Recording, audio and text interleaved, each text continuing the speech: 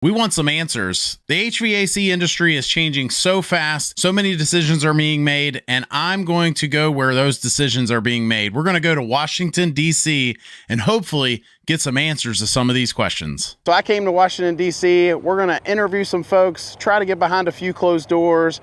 The problem is, this might be a little harder than I thought.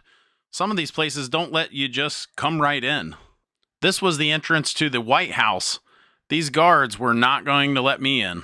I tried to get into the EPA. They won't let me in.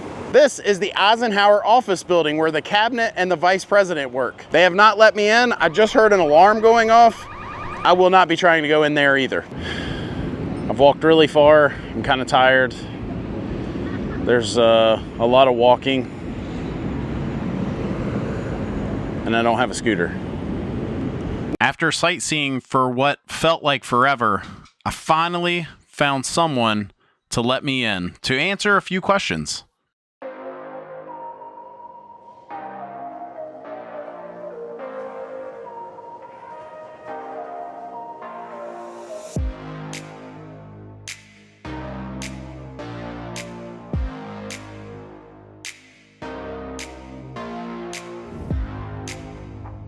Welcome to the Daikin Sustainability and Innovation Center here in Washington, D.C. Finally got in somewhere. We're across the street from the White House and we're at the Daikin Sustainability and Innovation Center. I'm excited to show you guys what I'm about to show you. Stick around. I think I'm going to show you some really cool things. Thank you to Daikin for letting me in, covering our travel accommodations, sponsoring this video, and answering some tough questions. We are on the roof of Daikin's Sustainability and Innovation Center, which is down on the 5th floor. This location we think is really important for Daikin in terms of our being able to engage with government policymakers, first of all, because, you know, of this location, you have the White House here, have the Department of Energy over there, Department of Commerce there, EPA is right over there. These are the agencies that we do most of our work. So that's important for us to be close to those centers of power, I guess you'd say.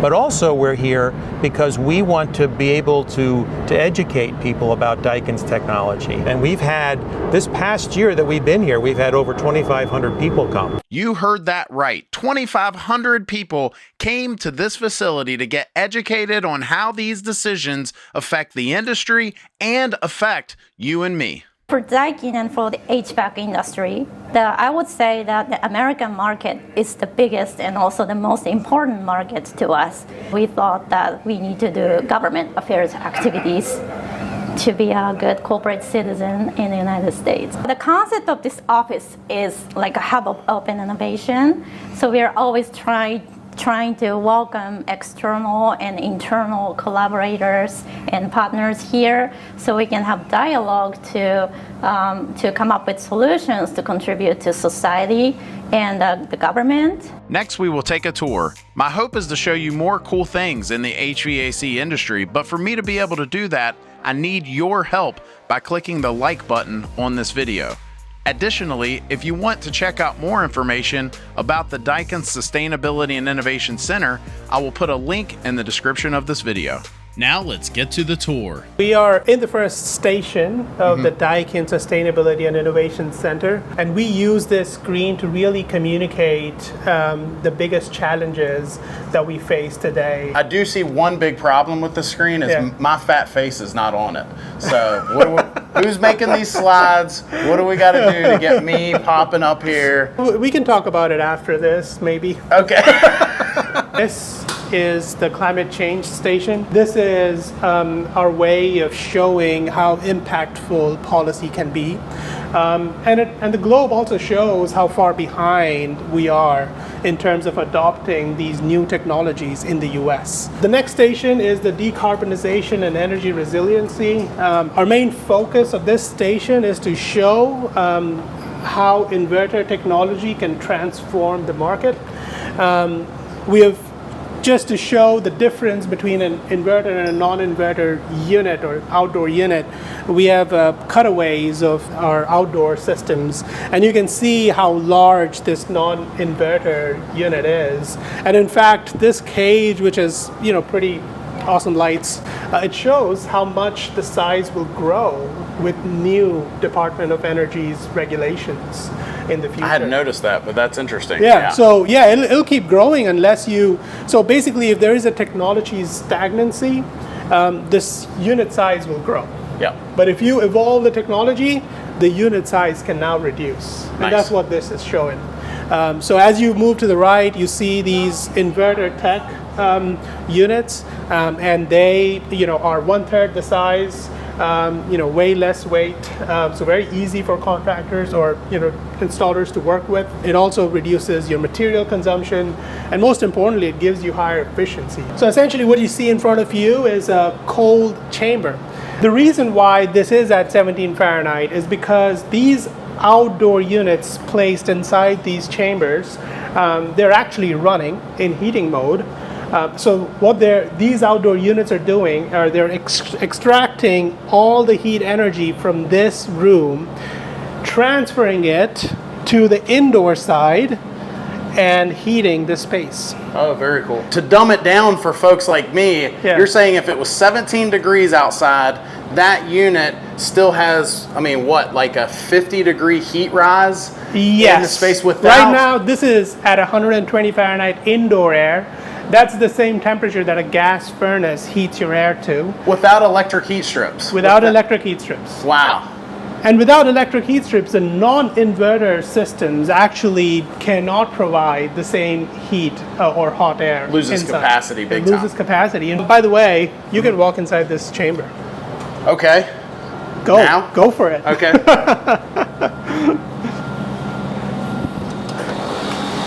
Close the door behind you.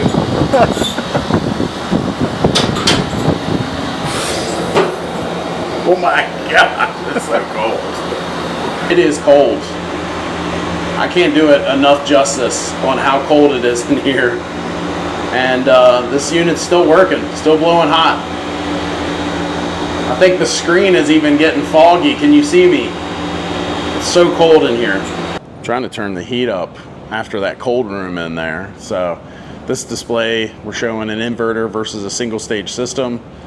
These show how much less power it consumes. And then around here, we've got the outdoor units.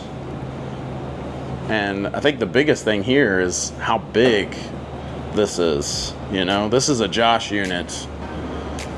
This is a mini-me unit.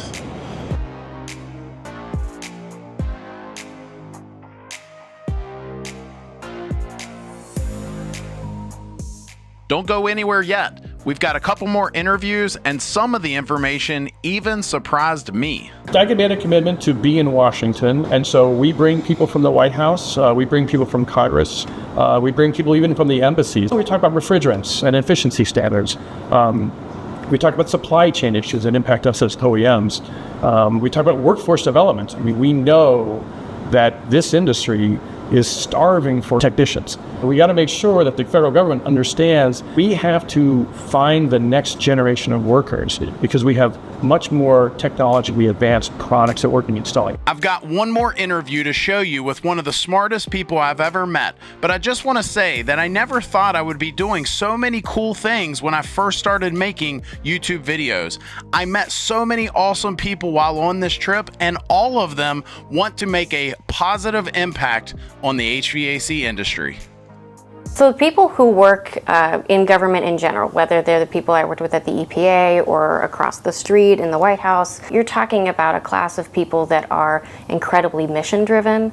They're very educated in what they're doing. They're subject matter experts. They take their job very seriously. And so they're trying to make complex decisions that have a lot of potential costs or outcomes for all of us. And they're doing their best to make what they think is the best choice for everybody, not for just any one, company or any one party, but something that serves the greater public. And for us here, being able to have this space, it allows us to communicate with them and bring them over so that we can talk about not only how some kind of a policy might present us with some challenges, but from a real way, like how that looks when you see it in a product. New York Climate Week, a bunch of us were just there, and generally everyone is talking about what they're doing, but I also heard a lot of real conversation about challenges. And somebody from the Department of Energy said, what will we do to help the public who thinks these products still don't work in cold climates, who are used to the heat of a furnace, 120 or more, and now they're going to take a heat pump and they think it blows cold air because it's just cooler. You know, what are you going to do for them? And I talked to him afterwards and I said, you come on by and you see how it operates here in the cold. I went in there. It's cold. It's very cold, and you can feel it's still coming out at 120 degrees or more. So it's entirely possible the heat pumps of yesterday are not the heat pumps we make today, and we can give people the comfort that they expect. And I think that that's, you know, something unique that we can do here, where we can kind of talk about those challenges that our industry faces, but in a hands-on way. Washington, D.C. is a very unique place. Decisions affecting all kinds of things, including appliances in our home, are being made, and it's nice knowing that someone is there looking out for us. Thank you to Daikin for allowing me to come visit the Sustainability and Innovation Center. Thank you to the contractors that were in attendance to the speech that I gave. Thank you to Washington, D.C. for the calories that I burned while walking. And thank you to those of you that stayed to the end of this video. Click the subscribe button, and I'll see you in the next one. For this video, travel and accommodations provided by Daikin. Now we're going to the American History Museum. They are going to let me in. I wonder if we're going to find anything about HVAC. Well, at least they have air conditioning. This is the School of Arts and Design at George Washington University. They have not let me in. I probably won't even try to go in. Somebody messing up the ductwork. Tried the IRS. They won't let me in either. We're now in the Oval Office. Not really. We're just at the museum for the White House. We invite you to explore by touching an object to bring it to life. We have a ways to go to get to the Capitol, though. Yeah, it's quite a hike. He doesn't seem concerned. Now we're at the General Services Administration building. Every single window has a window unit. They would save so much money if they just put in some mini splits.